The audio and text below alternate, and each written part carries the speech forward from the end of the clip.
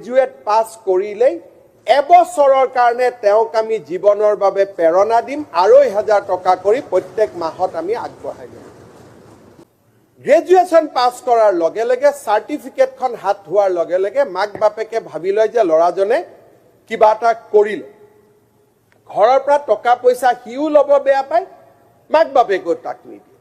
কিন্তু গ্ৰেজুৱেট হোৱাৰ পিছত জীৱন সংগ্ৰাম আৰম্ভ হয়। বিভিন্ন পৰীক্ষাত অৱতীৰ্ণ হ'ব লাগে। ইণ্টাৰভিউৰ কাৰণে অসম গভৰ্ণমেণ্টে ফিজ ইমান নলয়, কিন্তু টেট পৰীক্ষা দিবৰ কাৰণেও ফিজ দিব লাগে ৩০০ টকা ৬০০ টকা। পৰীক্ষা হলত আহিব টকা দিব লাগে।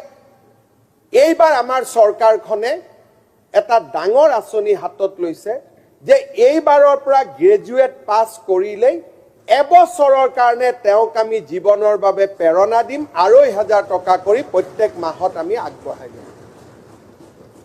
আৰু লগতে যদি কোনোবা এজন ষ্টুডেণ্টে কয় যে মই দিল্লীত IAS পঢ়ি আছো বা মই মহাৰাষ্ট্ৰত পৰীক্ষা এটা দিব যাম, যদি তেওঁলোকে কয় আমাক ২,৫০০ টকা মাহত নালাগে, একেলগে ২৫,০০০ টকা দিয়ক, একেলগে আমি ২৫,০০০ টকা দিম।